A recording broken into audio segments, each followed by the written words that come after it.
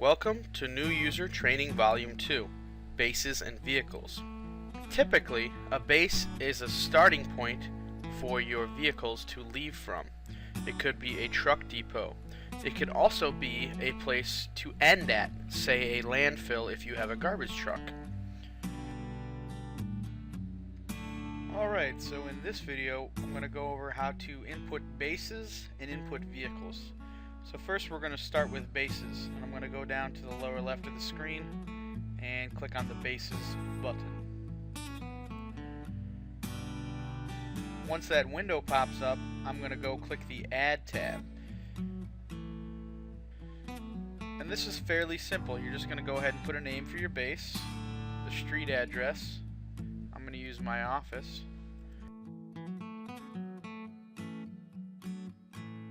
And then you just click Add.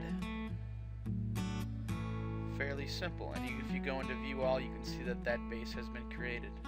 And it will zoom down to the base in question.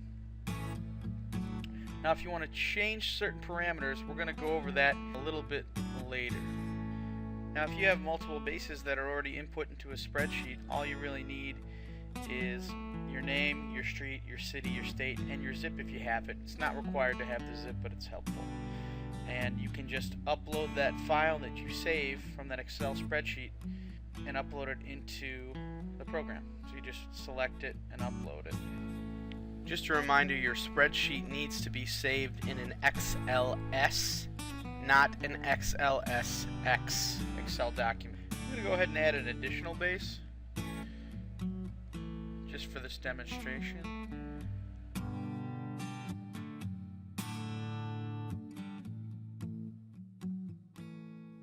Okay, so now I have two bases. Alright, and that's it for adding bases. Now I'm going to go over to Vehicles down at the lower left section of your screen. Click the Vehicles tab. And then you click the Add tab. Now this is a pretty simple process. So you can name the vehicle whatever you'd like. It defaults to vehicle 1 through whatever number of vehicles you have. And then you have to pick the starting base.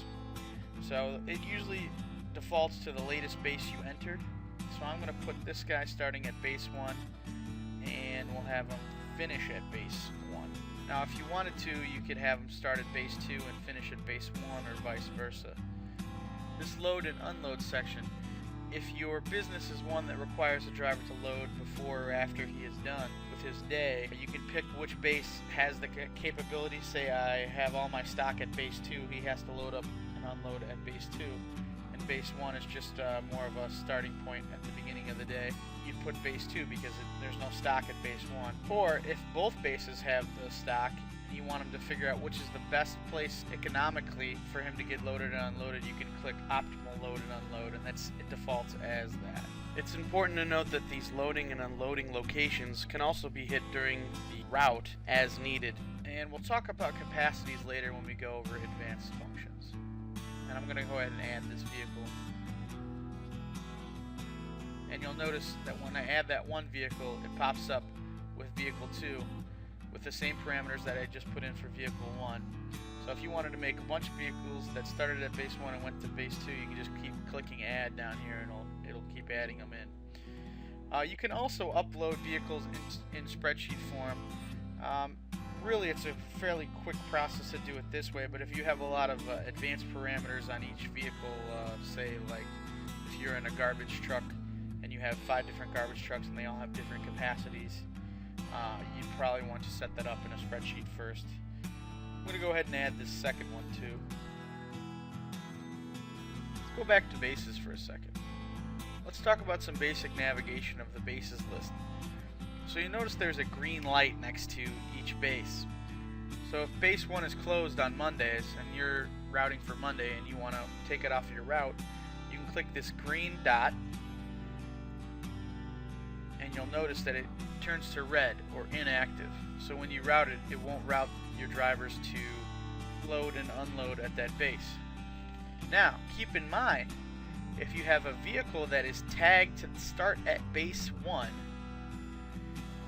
that you have to change that. So you'll notice these both are starting at base 1. So I'm going to go in and edit and make sure he starts at base 2 and ends at base 2. And I'm going to go save that. Let's go back to bases one more time. I'm going to fire this up to green. And let's go into the pencil here and see what kind of parameters we can edit. I'm going to go down here and click Edit with Advanced Parameters. Alright, let's see what we can edit in the advanced parameters of a base. So I'm going to scroll down to this Days Open section. Now you'll notice here that you have Days Open 1, 2, and 3. That's going to correspond with your time windows. So you have a time window 1 start, time window 1 end, time window 2, time window 3, start and end. Now, what this is for. So, let's say you're operating on a 5-day schedule, Monday through Friday. So Monday would be day 1 through Friday would be day 5, right? So this particular base is open all 5 days, days 1 through 5. Now, if he was only open on Monday, Wednesday, Friday, I'd do 1, 3, 5. Day 1 would be Monday, he's open. Day 2 is not in there because on Tuesday they are closed. 3 is open, 4 closed, 5 open. Okay, so let's say this is open on Monday, Wednesday, Friday from 7 to 4, but on Tuesday and Thursday it's open from 7 to 1. So this is how we would do it. So in days 1 you'd put your Monday, Wednesday, Friday, which in this scenario is 1, 3, 5. Then you go down to your time window 1.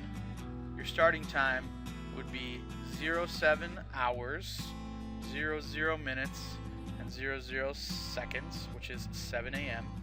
And your closing time we said was 4 o'clock, which is 16:00:00. And let's say on Tuesday and Thursday we said it was going to be 2 and 4 and days 2 open. And the time window we said was going to be 7 o'clock again to start. But they go home at 1 o'clock on those days. So now it will only route driver to unload and load at that facility between 7 and 4 on Monday, Wednesday, Friday, and between 7 and 1 on the other days. Now if he's open 24 hours, you can avoid all of this. Erase all these parameters. But that's only if you need to put specific times in on your bases. And obviously if you put in those times in, you always have to update to save your changes. Now, let's go back into vehicles and go over their advanced parameters. So I'm just going to highlight vehicle 1, the edit button. Now there is a lot of features in here. It's a very robust program. And I could sit here and go through them all with you, but this video would be an hour long. So I'm going to give you a quick tip. You'll notice that every characteristics there's a question mark next to it. Now if you hover over this question mark, it'll give you a description of what each parameter does. So start. Select the base location that the vehicle will start. Example there. Now this works for every single parameter we have for all the bases, all the vehicles, and the stops, which I'll show you in a later video. Now I'll just go over a couple key features that I think you might want to know. Before we went over the start and ending bases and the loading and unload. Then you have your active button, that's the green and red dot we went over earlier. Now, let's go down to loading and unloading. So if your vehicle is required to load and unload, if he's going to do it before the departure, as in before he goes out on his run, you click the yes here. If he's going to do it on return, you do it on the yes here. And then you put your fixed loading duration that correlates with that loading process. So if it's 15 minutes, you do 00 on hours, 15 on minutes, 00 on seconds. And now I click before departure. He's going to spend 15 minutes at the beginning of his route getting loaded.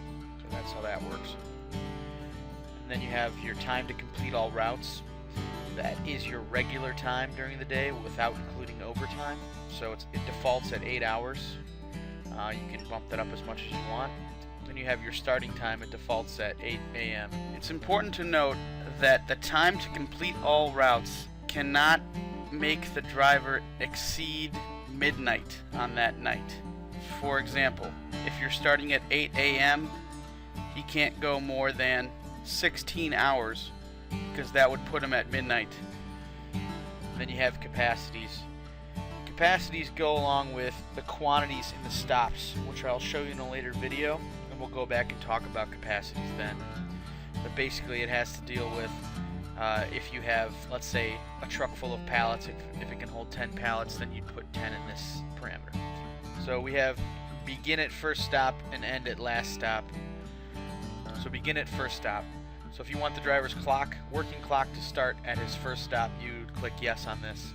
And if you want his working clock to end at his last stop, that means you won't include the time driving back to the base or his house or something like that. You click yes on that. So we did the time to complete all routes and the start time. Then you have your working days. Once again, this goes along with if you have a range of days, say it's Monday through Friday. If you have a worker working Monday through Friday, it'd be 1 through, which is the hyphen, 5. And that means he's working Monday through Friday, but if he was working Monday, Wednesday, Friday, you do 1, 3, 5, 1 for Monday, 3 for Wednesday, 5 for Friday. So optimum start time. Say you have a bunch of time windows in your stops that are early, like let's say it's like 5 a.m. to about 8 a.m. and you have your guy starting at 8 o'clock, well, he's probably not going to be able to hit all those. You would check this yes box, and then it would start him at the appropriate time to hit all your time windows in the time. This optimum start time will only start after the start time you previously allocated. Briefing duration and debriefing duration. So if your guy has a safety check at the beginning and the end of the day, you put that in here, or any other sort of briefing. Lunchtime is the time you want to specify for lunch. So if you put in 12 o'clock, let's just put it in there, it'll force your driver to take a lunch at 12. So unless he literally has to take a lunch at a certain time, I recommend leaving this area blank. Scroll down here. You have overtime. It's just what it is. It adds on to the regular time. Let's just put in an hour here. 0, 1 in hours. 0, 0 in minutes. 0, 0 in seconds. Now overtime cost. Later I'll show you that you can put in your regular cost. So let's just say your regular cost is $50. Your overtime cost typically is time and a half, so we'll make it $75. And it will only use the driver if it has to, because it'll want to make it economic. It'll want him to not spend that extra money on overtime. It's all about economics. And then we have capacities. So you can see it has up to 8 different capacities. So if you have pallets, you have drums, you have buckets, you have bricks, you have any number of things you can put up there, up to 8. And that'll correspond with the stop. So the stop also has 8 quantities. Driving preferences. So we have speed adjustment here. That is a percentage of the posted speed limits. Within C2 Route App, we have all the road classifications and speed limits built in. So basically, speed adjustment adjusts for traffic, and maybe your vehicle doesn't have the capacity to drive that fast. Maybe it's a street sweeper and can only go 35 miles an hour. So let's say we're driving in a 50 mile an hour zone, and you don't think you can go 50, you think you can go 40. So 80% of 50 miles an hour is 40 miles an hour. So you would put 80 in here because it's a percentage of the speed limits. And then you can put prefer major roads. This will force them to go to the highway more often than not. And then your cost factors, you have this is your regular time that we were talking about, those initial 8 hours in this scenario. It'll charge $50 for it, and that'll go into your reports that we'll show you later, and it'll calculate an accurate cost for the route. Fixed cost per visit, if it costs you money to go to a customer. Fixed cost of use, if you're renting a truck, let's say, it costs you $100 a day to use it. It'll all factor in that economics into making a decision to actually use that truck or not, because if it can use another truck that costs less money, or the one you own that doesn't cost any money, it will use that first. Non-use penalty. So say you have to pay a driver $100 if you don't use them that day. This will make them go out and use it because you're going to pay the $100 anyway, might as well use them. Pay whole day. So if your driver gets paid the same amount whether he works 2 hours or whether he works 8 hours, you'll want to click pay whole day, because it'll spread the work out so he works longer and you get more for your money that way. Cost per mile is literally your cost per mile. So if you know that up to a point it's $3 a mile, but if you are renting a truck, let's say, and after you hit 50, it goes up to $5 a mile, and you put your cost per mile threshold at 50 miles, and then if it goes up to 100, let's say it goes up to $10. The threshold again is 100 miles. So if you're driving, it'll route the guy to probably try to keep him under 50 because it doesn't want to go up to that 5, but if it has to, it will. And then it will try to keep him under 100 because it'll go up to $10 a mile. And that's Volume 2, Bases in Vehicles. As always, if you have any comments or questions, feel free to contact us. Have a great day.